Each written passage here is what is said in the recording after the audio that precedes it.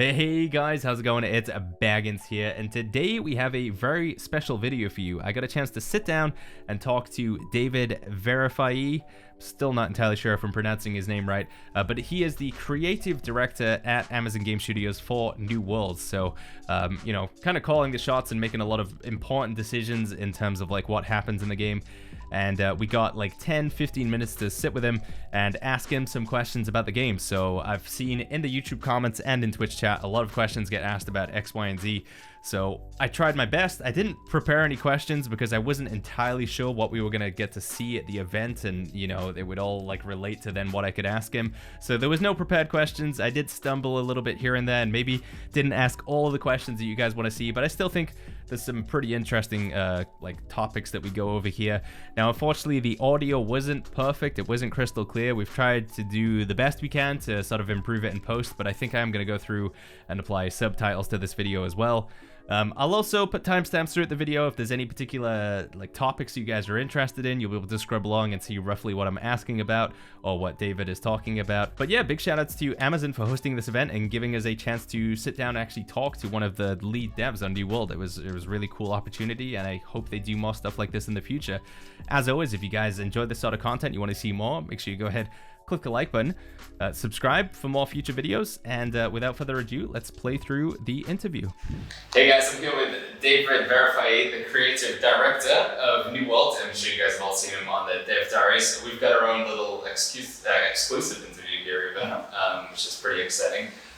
So we put out a tweet, spoilers, we were very vague, but we just said if you guys could ask a New World dev any questions, what would you ask them? We got a lot of questions, stuff that I've usually seen in the chat. I think a lot of the questions that people have answered, or that probably by the time this video comes out, they'll already have the answers anyway, because there's so much new stuff coming with the Brimstone sets. I think one thing, because I've just come from playing the game, and I was like, oh, this, and then they're like, do you want to do the interview? I'm like, I do, but I want to play that. I think the Heartgems are really interesting, because there was when we went through the roadmap and you guys talked about the 200 great sword, you said there's going to be the new dungeon, the Idiot, the Brimstone sounds obviously, but Heartgems was not mentioned in the roadmap. So is this something that you guys have had planned for a while, or when did that start? It was something that we planned for a while. So with Brimstone Sands, we had this debate on should we increase the power? Should we increase gear score and really give people that as a reason to explore Brimstone Sands? But we didn't feel it was the right time to increase gear score, but we wanted to continue to change combat. Yeah. So the idea of Heartgems came along. It's more of what we call a horizontal progression. Rather than just more points, it gives you a new ability to sort of fill out your slot. We sort of call them almost like utility abilities. The goal of them is, the Heartgems aren't associated with a weapon, right? So you can equip whatever Heartgem you want. There's going to be 5 when we release the Brimstone Sands Expedition. And it's something that we'll probably build on over time.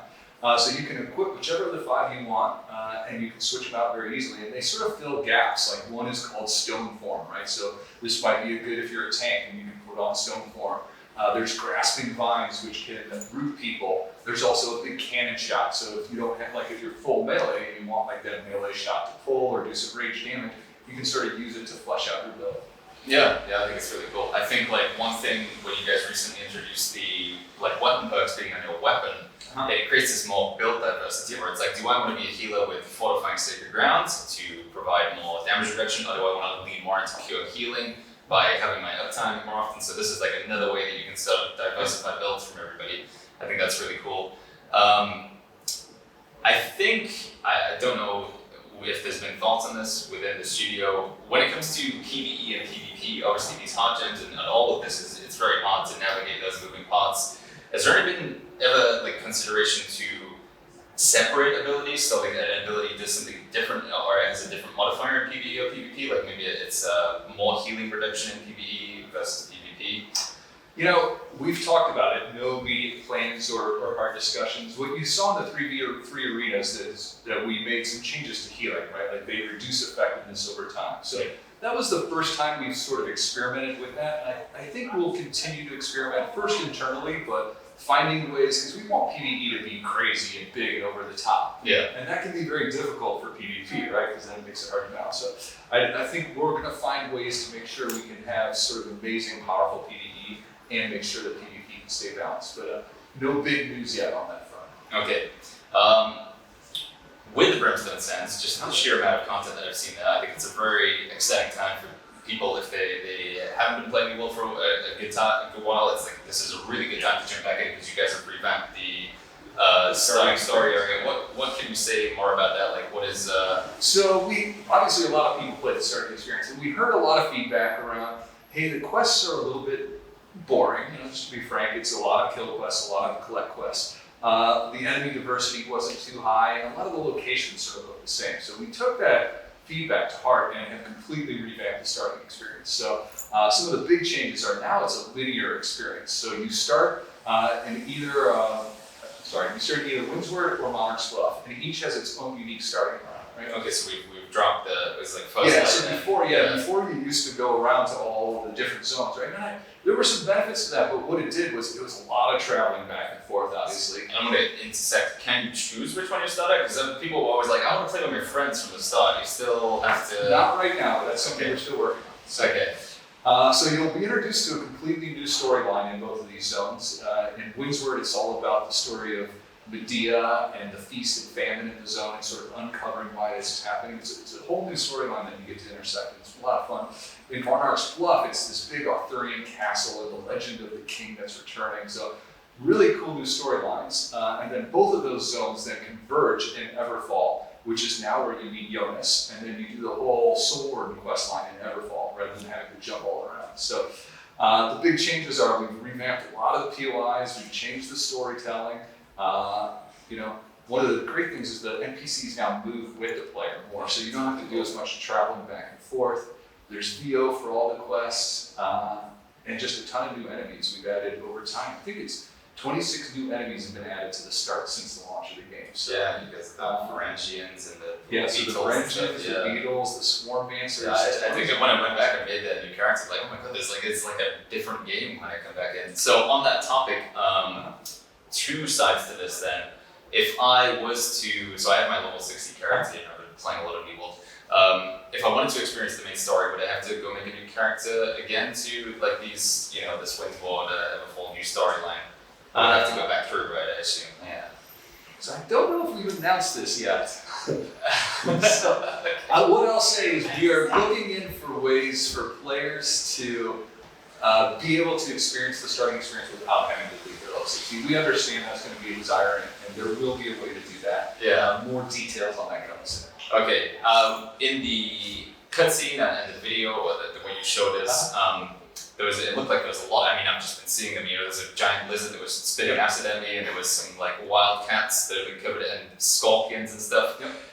So I often talk about this with the community. It's a tricky one because right now we have when you're doing expeditions and stuff, especially in the tip, you want to do Ancient Ward and Angry Earth Ward and Corrupted Ward, and it's quite a bit of a pain to navigate all these different gear sets.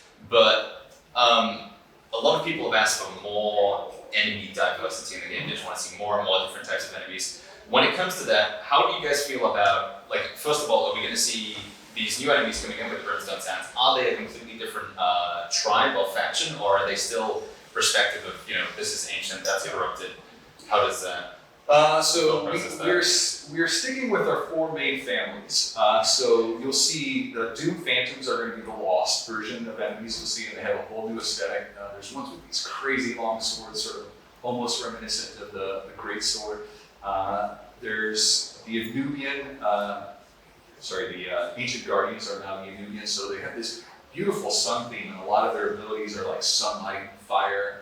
So there's variations on the main characters, and obviously the big one is the corrupted Roman Legion, right? So we have a whole set of corrupted enemies that are Roman in theme and Legion, and just some of them have really cool abilities. Like one tethers, he carries this great big staff, and that can tether to another one of the Roman Legion, and it increases them in size and all that. So very cool. And then one, has the classic Roman shield.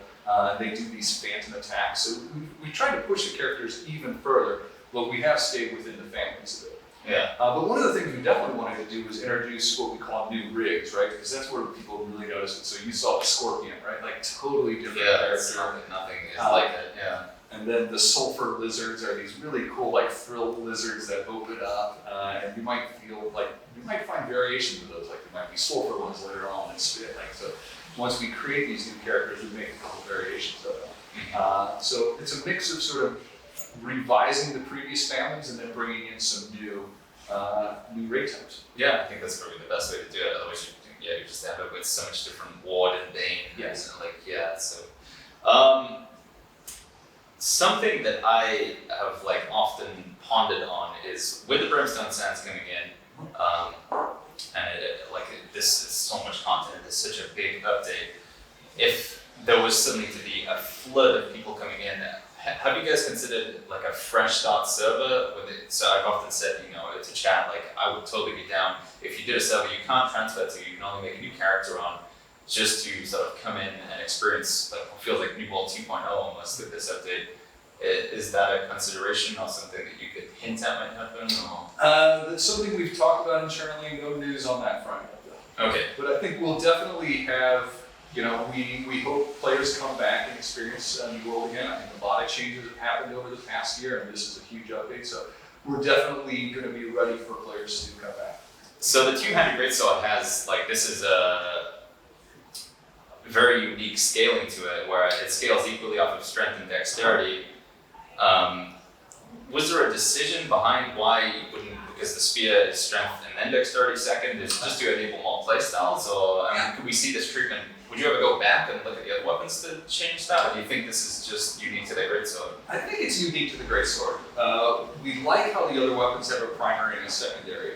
What we wanted with the greatsword is, because it's got the offensive tree and the defensive tree, we wanted this to be a weapon that could complement a lot of different builds. So we thought the equal scaling would give it the best chance to complement a variety of different builds, because I think you can play, once you mess around with it, there's a lot of different ways to play the greatsword, and we're excited to see what builds people come up with, and more offensive oriented than some more tanky builds that you can do with the Defiance tree. So. Yeah, I was already trying to do Lifestaff greatsword, already trying to theorycraft how I can make that work. I love Lifestaff plus anything. When you guys, I'm sure this zone has been designed a lot in the process. One thing that I always is amazing with New World is you have this space, but there's so much to do at the same time. There's always a thing to gather or chomp down. I haven't actually seen yet. Was there any new resources coming with Brimstone Sands? There's new resources. There's sandstone. There's cactuses. So there's a lot of new resources. Every time we introduce a new zone, we're going to try to add new mechanics, new things. One of the fun things is there's 26 glyphs hidden throughout the zone. So trying to find them all unlocks various stuff. There's these two-way portals that you can unlock by finding the glyphs. So a little bit of exploration, a little bit of storytelling. There's a lot of sort of elite POIs. I know you guys like doing the elite POIs in the main game. We got a new elite POIs in Brimstone Sands. There is a new dungeon, the Ennead, that comes with the zone also. That has 3 amazing bosses in it, so it's a cool sort of it's a little more almost outdoor feeling because it's very spacious. You go inside this beautiful pyramid and you play these huge zones against the enemies. It's a ton of fun. Yeah, and there is going to be a fog within the zone, so this is going to be a player-controlled area as well. This is a player-controlled area, and I think it's a high-level zone with a lot of fun stuff. Our hope is that it's a very contested over area that people fight over pretty heavily. Yeah, I know one thing you can go back and find, in the very early days of New World, there was these, back then PvP flank was criminal intense, and you could, but you could go into Murkov and it was a lawless zone where anybody could kill anybody. Have you ever thought about the idea internally of having a PvP always flanked zone within New World? Does that fit in with the, because I'm always cautious, I don't want to, I think you guys would agree, you don't want to force anybody to engage in PvP if they don't want to. There's a lot of people who just like fishing, they just really like fishing, and if you force them to be in PvP, well, they're getting stressed, well, they're just trying to catch a fish. But for the players who really want to seek that PvP thrill, it's not something we immediately have in our plans. I think if we did do something like that in the future, I think we would do it in such a way that you wouldn't feel left out. There wouldn't be special or unique resources in there, because I don't think that would be fair to people who don't like to flag. But it might be an area where there's a good density of the current resources and people can go flag it. But nothing planned in the moment. Okay. Last question, I guess, because I would. Did you have something that you wanted to? What is? New runes abilities, etc. equals gear sets. All like loadouts. Is that yeah? Like Loadouts, yeah. The much asked for. Yeah, I guess like 3 questions. Yeah, I know that you know it's like what you can say and what you can't say, and then it's like on a timeline somewhere. Mounts, loadouts. This is like what chat always asks about, like loadouts, mounts, and also like transmog, like a cosmetic way to equip armor without actually equipping it. Those 3, are they on your like radar within Amazon or? I think so. We've talked about all 3. I think we've talked about some of them publicly. You know, unfortunately, I can't announce anything here today. Okay. You know, the focus is on Brimstone Sands and the update here. But I will say we've talked about them all, and I think some of them will come in the future. Okay, awesome. Well, there you go, guys. All right. Well, thank you very much for your time, David. It was. I'm sure there's like so many other questions that people want to ask and stuff, but in terms of getting like official details on the Brimstone Sands and everything they can find, I would assume it'll be on the forums, or you guys will have, you know, there'll be like information that goes along with this as well. Yeah. So I think, you know, what to say is, first of all, we will be doing a PTR, public test run with it. It'll be launching in early September. We're going to do first the revamped starting experience in the Greatsword, and then we'll add Brimstone Sands to it a couple weeks afterwards to sort of get focused testing on each of the big parts that we'll be releasing. And then the goal is to release the big Brimstone update in October. So. In October, okay. All right. Fantastic. Awesome. Okay. Hey, thanks so much. All right.